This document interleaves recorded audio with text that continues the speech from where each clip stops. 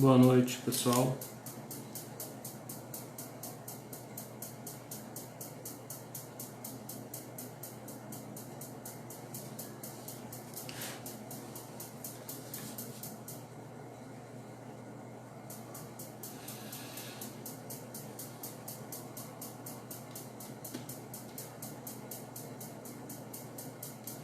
Boa noite, Adna. Boa noite, Brunella. Brunella é aluna da turma. Boa noite, Gabriel. Rubens, boa noite. Boa noite, Gabriel. Boa noite, Rubens. Boa noite, Clédina. Rafaela.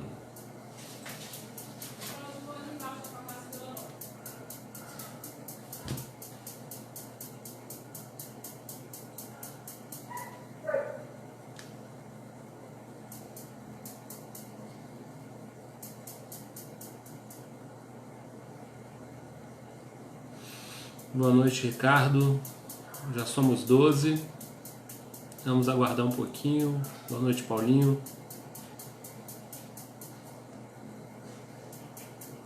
Boa noite, Lio. A paz do Senhor. Boa noite, Sara. Deus te abençoe. Paz do Senhor. Paulinho, Ricardo. Deixar o pessoal ir chegando. Boa noite, Waze. Aluna também.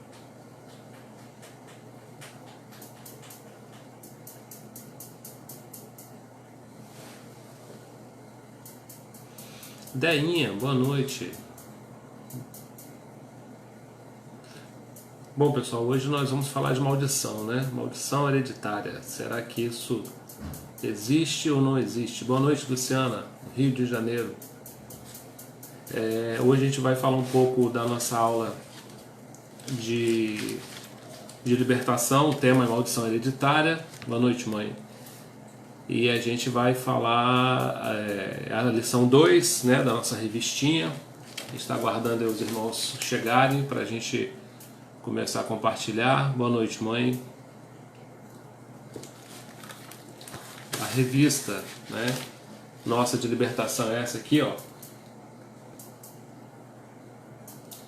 Para quem não tem a revista, o pastor Ricardo está disponibilizando aí para o pessoal que quer fazer o curso online, né? Hoje é a segunda aula, então você quer fazer o curso online, entre em contato aí com o pastor Ricardo e você pode adquirir as apostilas de libertação e de batalha espiritual. Graça e paz, pastor. Graça e paz, net. Você pode adquirir as apostilas em PDF, né, e acompanhar o curso, e você pode fazer o curso online respondendo as perguntas, né, mandando as perguntas aí para o pastor Ricardo para ele fazer a correção, e você pode formar nas duas matérias, né, tanto batalha espiritual quanto libertação. Libertação sempre segunda-feira e batalha espiritual sempre sexta-feira. Amém, irmãos? A gente tem um número razoável de irmãos. Vamos orar então para que a gente comece a falar um pouquinho desse tema aí que é um tema bem interessante, né? Maldição hereditária é um tema que chama bastante atenção. Então vamos orar, né, antes de tudo, para nós começarmos a falar a respeito disso. Jesus, nós queremos te louvar nessa noite, Senhor. Pedir que a tua graça seja sobre nós, que o Senhor venha em nosso auxílio, ó Deus, para que nós possamos falar sobre essa matéria tão importante, que o Senhor nos dê, ó Deus, graça, que o Senhor nos dê discernimento, que seja o Teu Espírito Santo a falar através de nós e que nós possamos aprender, Senhor, algo novo, possamos ser acrescentados nessa noite pelo Senhor.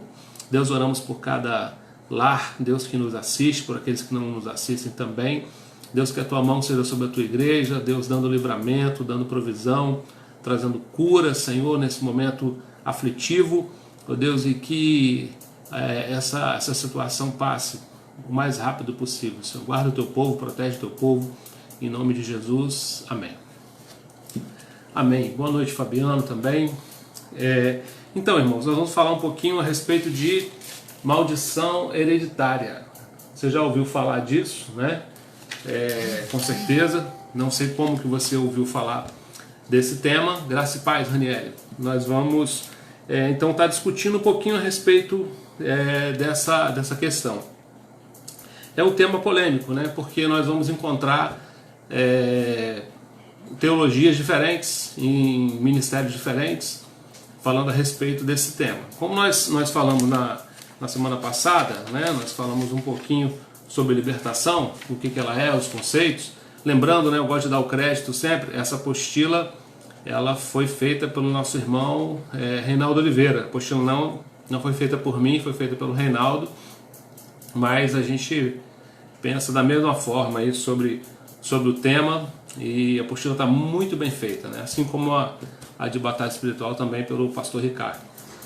Mas então a gente quer falar um pouco desse tema que para algumas igrejas, né, a gente vê tanto o exagero para o lado místico, né, daquilo que é libertação, como a gente também vê um exagero para o lado cético, né, a respeito daquilo que é libertação. Então a gente precisa, boa noite, Débora, Pai do Senhor, a gente precisa nessa noite, né, a nossa intenção é trazer o equilíbrio, né, para que a gente tenha uma noção bíblica, né, do que é a libertação. A gente não pode usar experiências como doutrina. Para nós cristãos, né, a doutrina ela vem da Bíblia, da palavra de Deus. A gente não pode nunca fundamentar uma doutrina, né, um ensinamento bíblico em cima de uma experiência de alguém. As experiências elas são importantes, né, a experiência é bênção, mas a experiência é algo pessoal, algo particular. Cada um tem uma experiência, né, diferente. Mas a palavra de Deus não. Ela é para nós prumo, né? A palavra de Deus é referência, ela é a verdade. Então, tudo que nós vamos falar a respeito de libertação hoje, vamos falar baseado na palavra de Deus. Então, como eu disse, alguns são místicos, né? A gente ouve falar do culto de libertação, falamos aqui semana passada, né, que o culto de libertação... Boa noite, Sueli. O culto de libertação é o culto onde há ensino da palavra. Quem assistiu semana passada, né, só alguma coisa para a gente lembrar, para a gente se situar, nós precisamos separar libertação de exorcismo. Quando você vê alguém expulsando demônio, mandando o demônio embora, né, em nome de Jesus e tal, isso se chama exorcismo. O problema do exorcismo é que ele precisa ser repetido várias vezes, né, se a pessoa não tomar uma posição com Deus.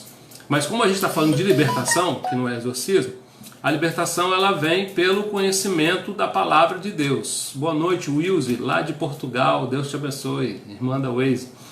Então a libertação ela vem pelo conhecimento, né, da palavra. Então o que a gente pode entender? Existe um versículo conhecido em Êxodo, né, capítulo 20, versículo 4 a 6, que diz que Deus visita a maldade, né, do homem até a 3ª e 4ª geração. Mas também que ele visita, né, com bênção até a 1000ª geração. Em contrapartida, o versículo lá de Jeremias, capítulo 31, versículo 29, ele fala muito claramente assim: comem os pais uvas verdes e os dentes dos filhos ficam embotados. Então quando a gente junta esses dois versículos, né, quando a gente fala de Êxodo, que a maldição vai até a 4ª geração, e quando a gente fala de Jeremias, que os pais comem uva verde e os dentes dos filhos ficam embotados, parece que há uma aparente contradição da palavra de Deus. Só que não é verdade, né? Na verdade não há contradição na palavra de Deus. Quando a gente entende isso às vezes, né, acontece, é porque a gente ainda não estudou o suficiente, né? A gente ainda não teve a clareza na palavra de Deus para entender o que ela está dizendo. Então todos os dois versículos são bíblicos, né? Que Deus visita até a 4ª geração, é verdade, mas também Deus diz que não é para os pais comerem uvas verdes que os dentes dos filhos ficarão embotados, né? Então a gente vai entender isso devagarinho. Afinal, né, a maldição hereditária existe ou não? Para responder isso, temos que ter em mente o que se entende por maldição hereditária. Esse é o segredo, né? O que é maldição hereditária? Precisamos conceituar maldição hereditária para que não haja essa confusão de interpretação, né? Ela existe. Aqui, ó, diz assim a nossa lição: não podemos esquecer que o princípio da libertação nos ensina que o nosso maior inimigo é o pecado. Nós falamos sobre isso, né, anteriormente. O Jesus, quando morreu na cruz, ele deixou Satanás derrotado na cruz. A Bíblia diz que ele o expôs publicamente e triunfou sobre ele. Então, Satanás é um inimigo derrotado. E aí nós vivemos aqui com outros inimigos, que é o mundo, né, e a nossa carne, que é o grande inimigo com o qual nós lutamos. E o pecado é o principal inimigo na libertação. Ele é o inimigo central, não é Satanás, né? O inimigo central na libertação é o pecado. A partir disso, vamos ver que o maior problema da maldição não é a herança maligna, e sim a continuidade do pecado que nos acompanha. Ou seja, herdar influências espirituais, que acontece, né? Não é o grande problema. O maior problema é perpetuar o pecado na nossa vida. Então a questão dessa herança que acontece, né, a gente crê, existem espíritos familiares que acompanham famílias, né, a gente fala disso no encontro, pessoas têm histórias de doença, história de acidente, história de aborto, história de fracasso, e isso é perpetuado, né, muita gente fala sobre isso acontece, mas como isso acontece? É importante entender isso, né? Não é a questão de ter essa influência. Pastor, existe, a influência existe.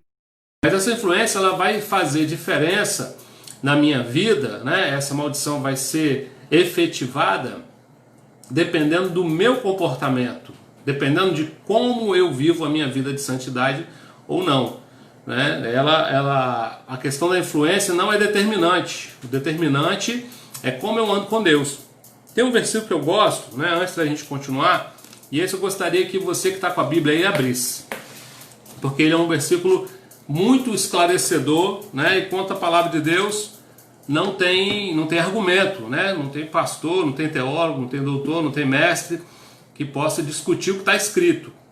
Então eu queria que você que está aí acompanhando, abrisse a sua Bíblia, né? Aqueles que não têm a Bíblia no celular, não dá para fazer as duas coisas, mas ou anotasse aí para você depois olhar com carinho, que eu vou ler para vocês. O texto está no livro do profeta Ezequiel, capítulo 18. E ele é muito claro, ele é muito esclarecedor para nós a respeito desse tema, né? Maldição hereditária. Existe, não existe, como é que funciona? E eu vou ler aqui para você. Depois, quem puder acompanhar, ótimo. Quem não puder, anota e depois dá uma lida, que você vai ver que fica muito claro o pensamento. Ezequiel 18 diz assim: Veio a mim a palavra do Senhor dizendo: O que tendes vós que acerca da terra de Israel proferis esse provérbio dizendo: Os pais comeram uvas verdes e os dentes dos filhos é que se embotaram? Tão certo como eu vivo, diz o Senhor Deus, jamais direi esse provérbio em Israel. Eis que todas as almas são minhas, como a alma do pai, também a alma do filho é minha. A alma que pecar, essa morrerá. Sendo, pois, o homem justo e fazendo do juízo justiça, não comendo carne sacrificada nos altos, nem levantando os olhos para os ídolos da casa de Israel, nem contaminando a mulher do seu próximo, nem se chegando à mulher na sua menstruação, não oprimindo a ninguém, tornando o devedor a penhora, não roubando, dando seu pão ao faminto, cobrindo o nu com vestes, não dando seu dinheiro à usura, não recebendo juros, desviando a sua mão da injustiça e fazendo verdadeiro juízo entre homem e homem, andando nos meus estatutos e guardando os meus juízos e procedendo retamente, o tal justo certamente viverá, diz o Senhor. Isso aí termina no versículo 9. Então Deus fala aqui para Ezequiel, depois você olha com cuidado na sua Bíblia, capítulo 18 até o versículo 9, que se o homem andar de forma justa, ele viverá. É claro que tem leis aqui que são parte do Velho Testamento, mas o princípio continua valendo para nós. A partir do versículo 10 ele diz assim: se ele gerar um filho ladrão,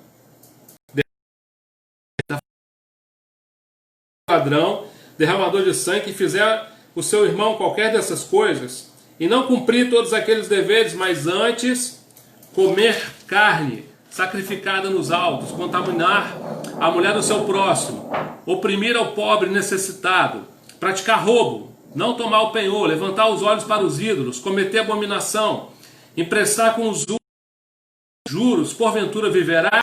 Não viverá. Todas essas abominações ele fez e será morto, o seu sangue será sobre ele.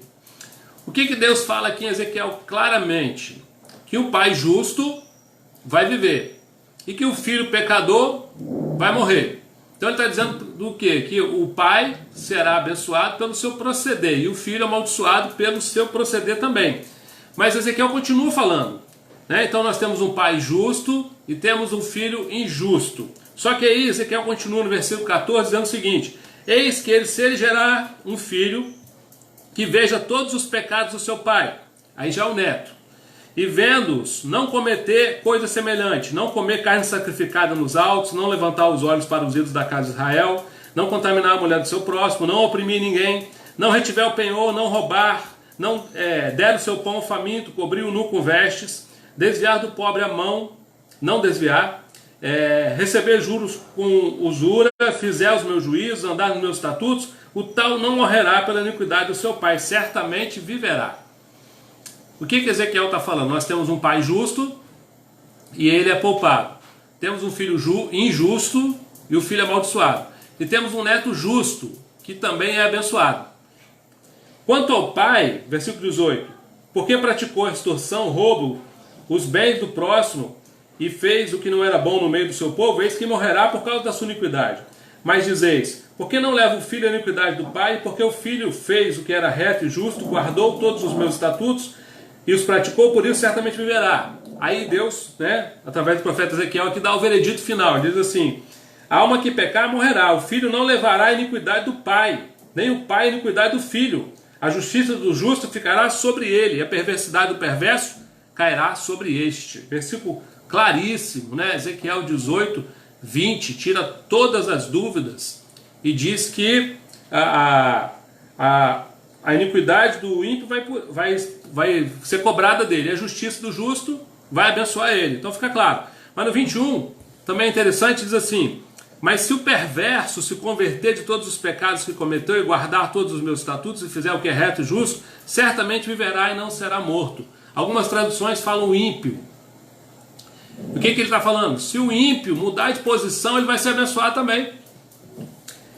E no versículo 24, que é o preocupante para nós crentes, diz assim: mas desviando o justo da justiça e cometendo a iniquidade, fazendo segundo todas as abominações que fez o perverso, acaso viverá de os atos de justiça que tiver praticado? Não. Se fará memória da sua transgressão, como que transgrediu, e do seu pecado e cometeu, e neles morrerá. Então Deus está falando que o pai tem a bênção na vida dele porque ele é justo. Aí o filho é injusto, tem a maldição. O neto é justo, tem a bênção novamente. O ímpio, se mudar de posição, tem a bênção. E o crente, se praticar a injustiça, recebe a maldição.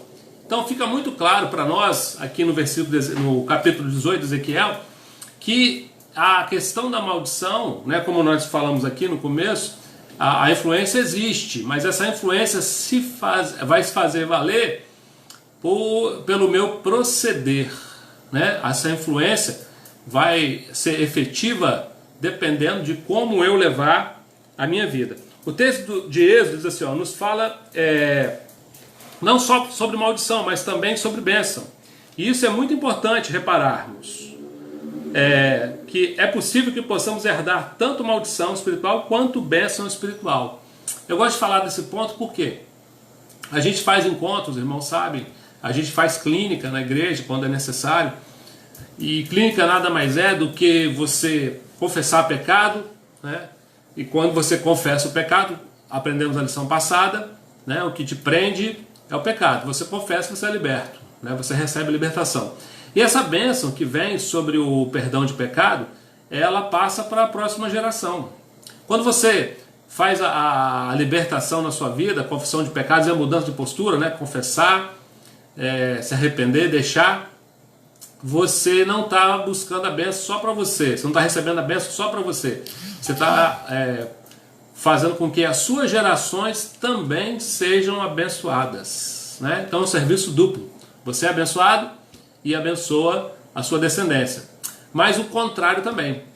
Quando você peca, aquela maldição que está sobre a sua vida por causa do pecado, ela também é transferida para as suas gerações. Então a nossa responsabilidade, né, de santificar, ela vai influenciar na nossa descendência, vai influenciar, mas ela não vai ser determinante, como eu falei aqui. Então, o que vai ser determinante é o proceder de cada um.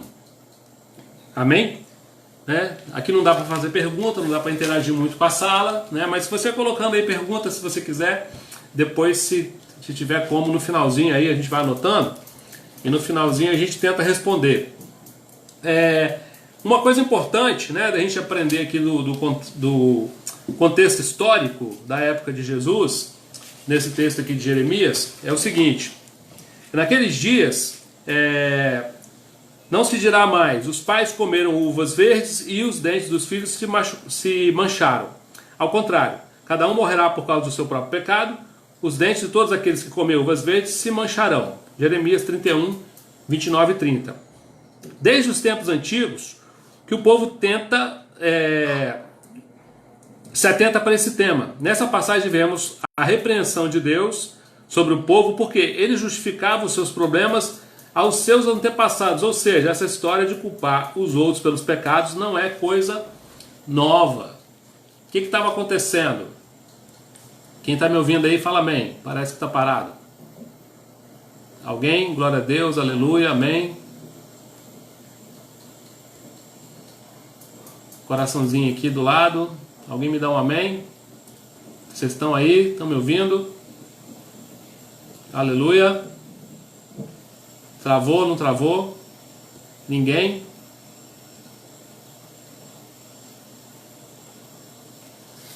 Alguém está me ouvindo? Dá um amém, por favor. Amém. Obrigado, Waze. Obrigado, Lara. Então vocês estão me ouvindo. Então o que acontecia nesse contexto? Os judeus, eles estavam usando de malandragem com Deus. Por quê? As coisas estavam dando errado na vida deles, ou alguma coisa estava indo de uma maneira que eles não gostariam que fosse, e aí o que eles faziam? Obrigado, gente, pelos amém. Eles começavam a botar a culpa dos infortúnios deles, das dificuldades, dos problemas, nos antepassados. Começaram a colocar a culpa nos antepassados. Aí Deus pega o profeta Jeremias e diz para ele assim: olha, não é assim não. Não é dessa maneira que funciona não. Vocês estão colhendo o próprio proceder de vocês. Não tem nada a ver com o pai, a mãe, os antepassados de vocês, né? Deus deixou isso claro aqui através de Jeremias e como a gente leu lá em Ezequiel 18. Ao passar Jesus, diz assim, ó: vi um cego de nascença. Seus discípulos, João capítulo 9, versículo de 1 a 3. Se você quiser depois anotar aí para ver. Ao passar Jesus, viu um cego de nascença. Seus discípulos perguntaram: mestre, quem pecou? O homem ou seus pais, para que nascesse cego? Jesus: seus pais pecaram, mas isso aconteceu para que manifestasse na vida dele. O que Jesus estava ensinando? A ideia de que a maldição da geração anterior pegava era muito comum entre os judeus, né? Os judeus tinham a mania de julgar as pessoas, quem estava passando por uma enfermidade, quem estava passando por um problema financeiro, qualquer tipo de problema, eles atrelavam aquilo ao pecado. A pessoa pecou, né? A pessoa está passando por isso aí porque ela pecou, ela fez alguma coisa errada, por isso que está acontecendo isso. Esse era o senso comum daquela época, né, dos judeus, e que influenciou os apóstolos. Hoje muita gente ainda pensa assim, né, que está acontecendo alguma coisa, o que aconteceu, por que aconteceu, alguma coisa da maldição, tem que quebrar a maldição. Virando um ciclo, né, irmãos? A gente vê pessoas nas igrejas às vezes que faz uma clínica, faz duas, faz três, ou um encontro mesmo, vai em 1, e 2, e 3, e 4, e 5, e 10, e nunca acha cura, nunca acha libertação, precisa ir para o monte, fazer isso, fazer aquilo outro, fazer jejum, faz tudo que aparece na frente dele, menos confessar e deixar. Faz tudo, menos confessar e deixar. E aí ele nunca é liberto, porque a libertação vem exatamente, né, pelo crer, confessar e deixar. Enquanto ele não faz isso, as coisas ele não é liberto de verdade, né? O ritual, a oração, a unção com óleo, né? O exorcismo, ele tem até a sua validade, né? Existe poder, eu creio, o homem de Deus faz, mas não vai ser uma libertação completa, vai ser um exorcismo. Para que haja libertação, ele precisa crer, confessar e deixar. E há coisas que não tem a ver com nada disso, né? Não tem a ver com nada disso. Agora mesmo a gente está enfrentando uma pandemia. Vão morrer ímpios? Vão morrer cristãos? Também. Vão morrer também, né? Paulo morreu, João foi o único que não, né? Mas Tomé e todos os apóstolos, né, morreram. Foram homens sofredores. Você pega a galeria dos heróis da fé lá em Hebreus, né? Os homens foram cerrados ao meio, mortos à espada, perseguidos, jogados na cadeia, queimados vivos, um monte de coisa. É igual quando a gente fala agora de tribulação, o pessoal está preocupado aí se é o fim do mundo ou não. Eu vou te garantir que ainda não, né? Tessalonicenses fala assim que quando você ouvir a paz e segurança, aí é o fim, é o repentino fim. Mas o que a gente está vendo aí é o princípio de dores, né? Peste, fome, guerra e principalmente o amor esfriar, né? Os cristãos aí desesperados, perdendo o princípio, jogando tudo fora, o amor está acabando. Esses são sinais, mas o fim ele vem quando você ouvir a paz e segurança. Tessalonicenses fala disso. Então há coisas que não dependem de maldição nenhuma, né? Jesus aqui com esse homem que era cego de nascença, porque nasceu cego. Nasceu cego. Talvez alguém vai olhar, vai ver uma pessoa que tem um problema de nascença, né? Vai dizer, uma maldição, porque foi isso, foi o pai, foi o avô, foi o tio, foi aquilo.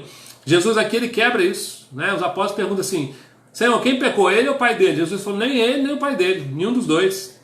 E ele ainda me diz assim, nem ele, nem seus pais pecaram, mas isso aconteceu para que Deus se manifestasse na vida dele. A nossa lição fala, mesmo depois de muitos anos, após Jeremias ter exortado o povo, ainda vemos na época de Jesus judeus com o mesmo pensamento. Quando eles olham para o cego, logo surge a dúvida novamente e é esclarecida. Ou seja, nem tudo é herança. Tem coisas que acontecem com propósito. Por isso temos que buscar conhecimento na palavra e também buscar discernimento espiritual para não ficarmos perdidos diante de situações que aparecem. Então aquilo que traz para nós certeza, né, garantia, confiança é a palavra de Deus. Como eu disse, experiência. Eles querem, pastor, porque eu já vi. Ótimo, você viu, não é doutrina. Porque eu vi lá e vi cá. Ótimo, você viu 2 vezes, não é doutrina ainda. O que vai ser doutrina? A palavra, o que está escrito na palavra. Então a palavra diz, Ezequiel 18, cada um é responsável pelo seu próprio pecado. Aqui diz, nem o pai nem o filho. Foi para a glória de Deus. O cego não tinha culpa nenhuma. Herança hereditária no Novo Testamento. Talvez você pergunte, no Novo Testamento também tem passagens que falam disso, pastor? Tem. Fala de Marcos 7, 24 a 29, conta a história da mulher Ciro-Fenícia. A gente falou da mulher Ciro-Fenícia na lição passada, mas hoje a gente quer falar aqui com um foco diferente a respeito da história dessa mulher. Novamente, vamos falar sobre ela, sobre a cananeia. Só que agora vamos destacar a parte da herança hereditária. Interessante, né? Semana passada a gente disse assim que libertação, se você não assistiu, assista a aula passada, está gravada aí. Tá na outra segunda-feira, tá sem título, não botei o título, mas é só você contar 7 dias para trás, está lá o vídeo no grupo do Ministério. A gente disse na semana passada o seguinte, libertação é só para crentes, libertação não é para ímpio, né? Porque para ser liberto eu tenho que conhecer a palavra, me arrepender e mudar, né? Confessar e deixar. E para que isso, nesse processo, ele só se faz para quem crê, né? Para quem crê em Jesus, para quem crê na Bíblia, só acontece para essa pessoa. Então o ímpio não pode ser liberto. Aqui Jesus estava lidando com uma mulher estrangeira, né? Uma mulher cananeia. Então aquela mulher, ela não fazia parte do povo judeu, ela não tinha a mesma crença, ela não cria no Messias. E aí Jesus, ele não poderia executar a libertação com essa mulher antes que ela se convertesse. E aí o que Jesus faz? ele diz assim, ó, a mulher chega para ele, né? A mulher era grega, cirofenícia de origem, e rogava a Jesus que expulsasse o demônio da sua filha. E ele disse: deixa primeiro os filhos comam até se fartar, pois não é correto tirar o pão dos filhos e lançá-lo aos cachorrinhos. E ela respondeu: sim, Senhor, mas até os cachorrinhos comem debaixo da mesa as migalhas das crianças. Então disse Jesus: por causa dessa resposta, pode ir, o demônio já saiu da tua filha. O que Jesus faz aqui nitidamente, né? Aqui há uma quebra de maldição.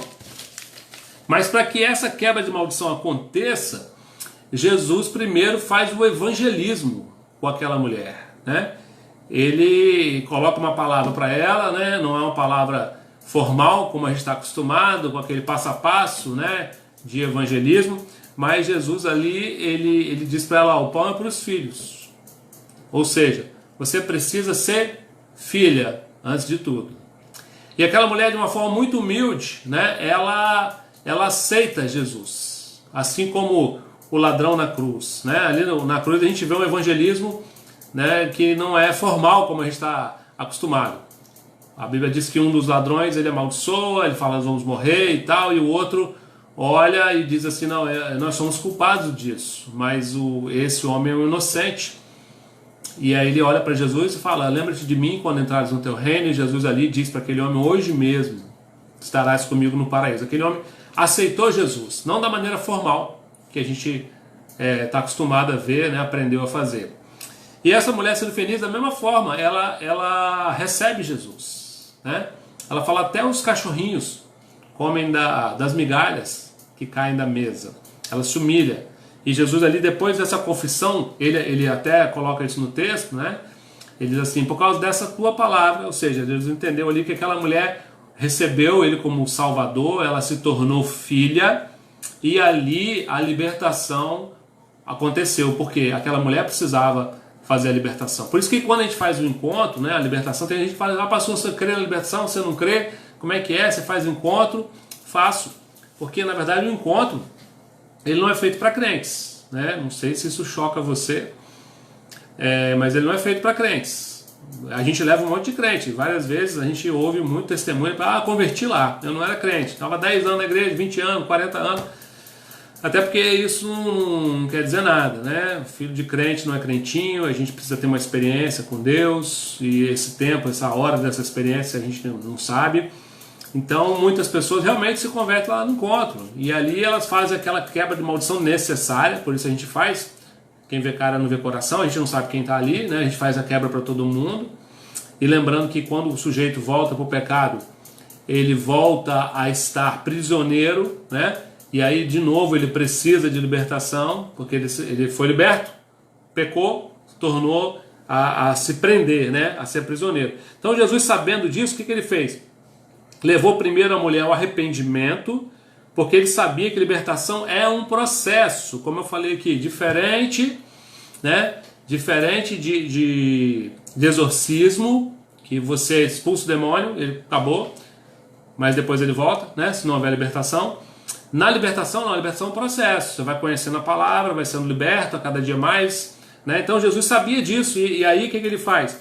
Ele faz o processo com essa mulher.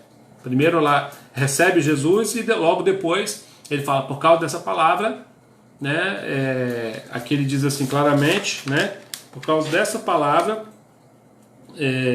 você pode ir, o demônio saiu da sua filha. Então aquela mulher recebeu Jesus e já há libertação para a sua família. Ou seja, precisa entender, né, a palavra, se arrepender, confessar, para que as legalidades sejam deixadas.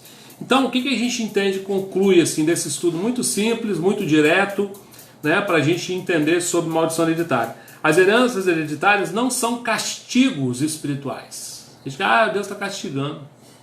Deus tinha um plano lá em Abraão de alcançar todas as nações. Né? Quando a gente olha da nação predileta, escolhida, Israel, né? Amém, era Israel por causa de Abraão, a promessa. Mas lá em Abraão ele já falou: em ti serão benditas todas as famílias da terra. Deus queria alcançar tudo já, desde o começo. Deus não faz acepção de pessoas. Então ele já queria alcançar tudo, todo mundo. E quando Jesus morre na cruz, Paulo fala, né, em Colossenses: o muro que dividia, ele foi jogado por terra, né? Não tem mais muro. Agora não há judeu, grego, bárbaro, cita, né? Está disponível para qualquer pessoa que se achegue a ele. Então a maldição hereditária não é um castigo sobre alguém ou uma nação, é sim a consequência de uma vida de plantio, tanto para o bem quanto para o mal, seja a continuação espiritual daquilo que foi iniciado. Existe um texto que eu amo, né? Está até aqui na nossa lição, que fala de semeadura. Gálatas 6, 7 e 8. Tudo que o homem semear, isso também ceifará. Às vezes a gente fala nisso sobre dízimo, né? Eu e o pastor Ricardo, a gente já teve muitas conversas sobre isso, de não falar de dízimo e oferta como alguma coisa que se troca com Deus. Você dá aí com coração de receber. Mas pastor, quem dá com coração de receber, recebe? Recebe, né? Porque é uma semeadura e aí é uma colheita. Muitas vezes aquela colheita ela não vai ser aproveitada dependendo do coração que a pessoa tem naquilo ali, porque você deve ofertar, você deve dizimar por amor à obra, né? Por entender que você está sendo usado por Deus para que pessoas ouçam, para que pessoas sejam ministradas, né? O grande privilégio de um dizimista sustentar uma igreja é que ele está fazendo missões o tempo todo, né? Ele está sustentando ali um pastor, um local, né? Ele está sustentando alguém que está se preparando para pregar, para falar, para alcançar o perdido, para ter assistência social. O dizimista ele é usado por Deus para manter a igreja e ele tem um grande privilégio nisso, uma bênção, é um privilégio, né, de verdade. E aí, existe bênção e maldição nessa questão? Existe. Pastor Maio Malaquias está falando sacerdote. Eu entendo que aquilo que você semeia, você colhe, em todas as áreas, seja o financeiro, né, seja a atitude, e aí seja o pecado, né? Então você semeia, você colhe. Então a herança hereditária não é castigo, ela é a resposta à nossa semeadura. Aquilo quem chegou depois, né, vou falar novamente, pega Ezequiel 18 em casa e lê devagarinho, que você vai entender muito claro.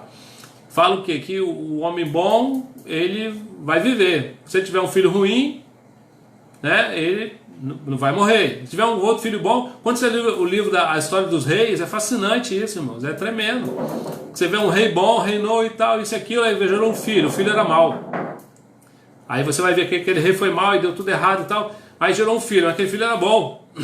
Acontecia muito isso em Israel, né? Um rei bom, um filho mau e o inverso, né? Também muitas vezes. E por causa da semeadura de cada um deles, Israel vivia um tempo diferente, um tempo de bênção ou um tempo de maldição. Então nós precisamos entender a maldição hereditária dessa forma, né? Conforme está escrito lá em Ezequiel 18. Espero que tenha sido útil, né, para vocês, que vocês tenham aprendido alguma coisa. Lembrando de novo, quem está acompanhando aí, hoje é a segunda aula, semana que vem a gente vai falar de Adoni-Bezek, muito legal também esse estudo, fala de um rei que era castrador, e é um estudo bem interessante para quem gosta desse tema. E lembrando você que quer acompanhar a aula, né, quer fazer o curso, essa é a segunda aula, são 10, você pode aí entrar em contato com o pastor Ricardo Soares e pedir a sua apostila, né, tanto de libertação quanto de batalha espiritual. Fazendo os questionários, respondendo, você vai ter o certificado no final, tanto de um curso como de outro. Irmãos, deixar sempre aqui o recadinho para vocês, né, queremos agradecer os irmãos aí que têm sido fiéis, né, que têm transferido aí seus dízimos, suas ofertas, tem sido de muita importância para nós. Mas lembrar aí o pessoal de todas as igrejas, né, Santa Teresa, como culto, né, a gente sempre tem um horário de ofertório, esse é o horário de ofertório. Mas não sai não, escuta, né? Você pode fazer essa transferência aí por Sicoob para cada uma das igrejas. Procure o tesoureiro da sua igreja, porque são 4 fontes de vida, cada uma tem uma conta diferente, todas no Sicoob. Mas você pode procurar aí e o seu tesoureiro e fazer a transferência e abençoar a igreja. Lembrando que nós estamos com uma conta de construção do infantil ainda, né, irmãos? Uma hora difícil, complicada. Eu sei que é complicado para os irmãos também, mas repetindo, ser fiel no pouco, sobre muito Deus vai te colocar. Lembrando o pessoal aí da ação social, né, a Rose, ela está aí listando o pessoal que está precisando de cesta, e o pessoal interessado em doar cesta também para ajudar alguém, procura a Rose também, a Lucilene, para que você possa contribuir e ajudar alguém, né? Graças a Deus, nossos irmãos estão supridos aí, Deus tem honrado. Hoje saiu o decreto aí para ajuda de custo até de R$ 1.200 por família do governo federal, vai ser importante, né, para o pessoal mais carente, que vai ajudar, e vamos orar para que esse tempo aí difícil passe logo. Mas enquanto isso, irmão, aproveita o que está sendo oferecido. Nós temos culto todo dia, né? Segunda-feira libertação, terça-feira culto, o pastor Ricardo, quarta-feira o pastor Éber está pregando, quinta-feira tem o culto da família, oração comigo, na sexta é o culto, o estudo de batalha espiritual, no sábado o pastor Claucione, né, lá de Santa Teresa, domingo de manhã a gente tem a nossa EBD, e no domingo à noite o pastor Eduardo lá de Jetibá, né? Antecipando para os irmãos, no próximo domingo pela manhã nós devemos fazer a ceia online, virtual, né? Você vai separar aí o pãozinho em casa e o vinho também em casa, o suco de uva, para a gente ceiar com todas as igrejas, porque a quarentena aí vai até, a princípio, né, até o dia 6, vamos ver o que vai acontecer.